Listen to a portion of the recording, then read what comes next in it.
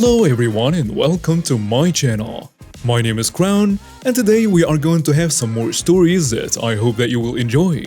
But before we start, it will be so much appreciated if you would subscribe to the channel, like the video if you enjoyed it, and maybe leave a comment down below.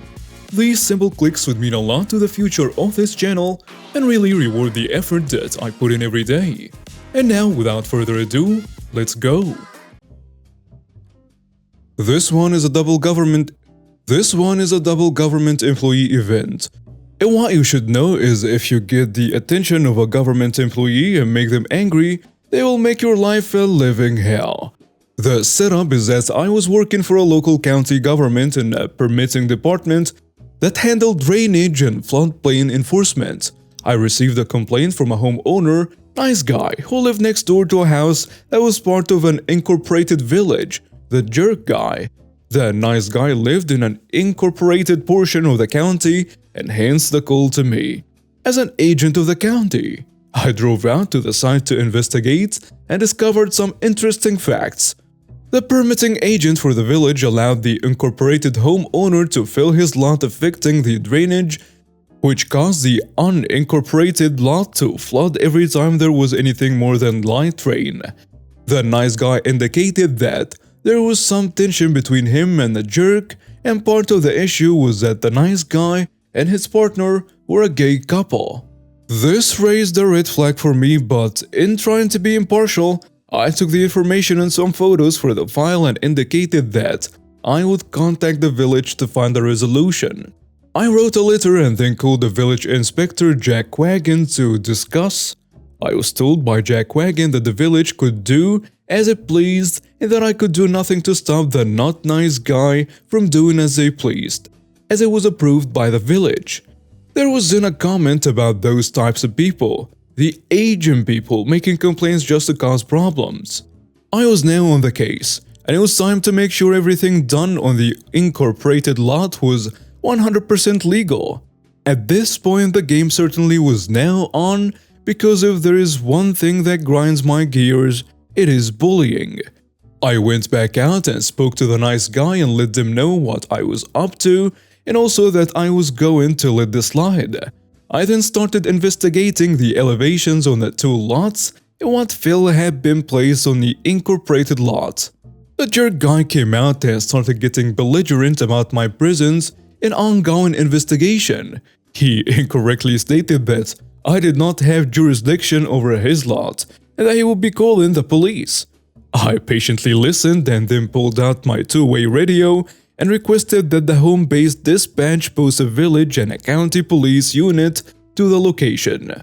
I then indicated that since there was a regulatory floodplain on his lot, I did in fact have jurisdiction, and that I would be exercising my right to determine the impact of his fill activities upon that floodplain. They were both appropriately agitated to have to waste their time and let the jerk guy know that I was within my authority to proceed with the investigation. A little while later, while I was measuring things, that Jack Wagon showed up. He started berating me about harassing the village resident and threatening to call my boss and filing a complaint and so forth. I invited him to do so, quoting which parts of the code he should indicate I was violating. I was using marking paint to show the limits of the floodplain for the photos for the file. And what do you know, Jack's wagon shoe got painted when he tried to stop me. Obviously, he was even more angry, as was the homeowner, due to very bright orange paint in the grass in his yard. I pointed out I had done the same on the neighboring lots, but they just kept complaining. It was actually marking junk that comes off pretty easily. Interestingly, I found two really wrong things on the jerk guy's lot. 1. There was a fill placed in the floodplain. And 2. A garden shed was built on the fill and partially within the floodplain. Both are a big no-no and are actually against federal law. So the course of action had two parts. 1. Make the incorporated homeowner remove the fill and shed from the floodplain. And 2. Let the nice guy place fill in their lot outside of the floodplain to counteract the fill remaining in a jerk guy's lot outside the floodplain. 1. Make the incorporated homeowner remove the fill and shed from the floodplain. And 2. That the nice guy placed fill in their lot outside of the floodplain to counteract the fill remaining in a jerk's guy lot outside of the floodplain. I also told the nice guy it would be a good idea to run a field tile on their side to drain the water that would inevitably pond up between the two lots when it rained. Predictably, the jerk guy and a jackwagon got super angry when I sent a letter out that there were violations that either had to be corrected, remove fill and shed, or apply for a revision of the floodplain with the Army Corps of Engineers. Good luck with that. This then led to a meeting at the county office with the jerk guy, a jackwagon, and my supervisor and myself. Quickly things went to 11 and there was yelling by jackwagon about abuse of power and so on. The department head came into the conference room and told them both they were wrong and that they should leave peacefully and comply or face the consequences. Fines. The best part was the jerk guy had to apply for a permit, and guess who was the one to review and approve it? That's right, yours truly. Now I was following the letter of the law, but you have to know that poor government workers are unpaid and overworked. Strangely, the permit for the nice guy was almost immediately approved, while the jerk had to have a very thorough review to ensure it was correct. You could make a case I was abusing my power, but I can assure you that the timing for the review was well within acceptable limits. Also, how could I be held to account that they misfiled 3 times before they finally got it right? Generally, if you behaved like a civil human and came to the office, we would help you to get things done properly so the permit would go through first time. But the jerk decided that he could do it all on his own, so it took him 3 tries. Had he come to the office, I would have given him the same service as others, but he decided to take the hard route and therefore, I didn't give a single inch when it came to the submission being perfectly correct. Ultimately, the situation was resolved, but it took a lot more effort than it should have. And the moral of the story, do not be an entitled jerk. Hey guys, it's Crown. Hope you're doing well. I started a brand new channel called That One Story. It'll mostly include stories coming from different subreddits, but will definitely include some entitled people getting their comeuppance. I'll leave the link in the description below, so please subscribe to the channel to listen to the latest stories, cause I'll make sure to post videos on a daily basis. Thank you and have a great day. So when I was 15, I was diagnosed with bipolar schizophrenia. Now, despite what TV shows and movies portray it, not all schizophrenics are serial killers. If you can keep your medication in balance, you can live a perfect normal life. From the age of 15 to 20 was rather hard, as we tried to form the right balance and medication for me. But it's been 11 years since I was first diagnosed, and has been 6 years since I had any real bad symptoms. There have been a few minor issues when my meds would go out of balance, but nothing too extreme.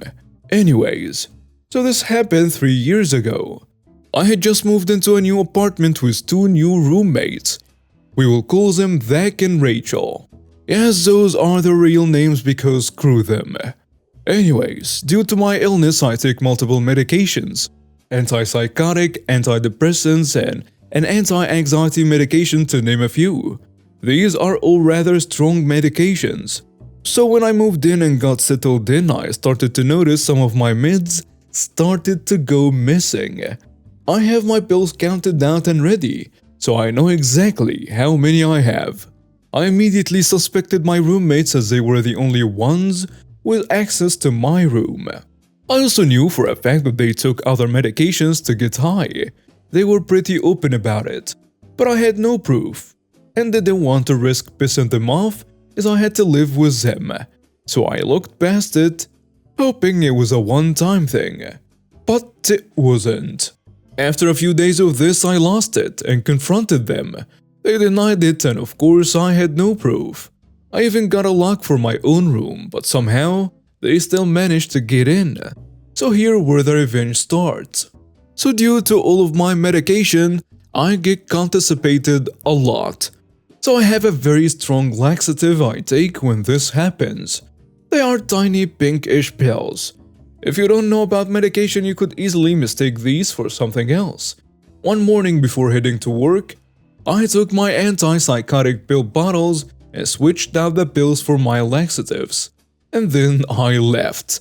When I came home that evening, both my roommates were in the washrooms. I asked Rachel what was going wrong and she made up some crappy food poisoning excuse. They spent the whole night in and out of the bathrooms. And my medications stopped disappearing after that night. I'm a 32-year-old male, and I have a job as an IT engineer at SME retail company. The company IT department was just established around 2 years during that time. Previously, HR was the one managing the whole IT matter. Our IT team has 4 people, 1 head of IT, 1 assistant manager, 1 senior engineer, and myself, an IT engineer. This story involves IT GM, senior engineer, and myself. Since I'm new at the company, I was not given proper authority on using any IT system like managing servers or firewalls. My main function is just supporting the user on daily PC issues, managing the server and network faults to our senior engineer.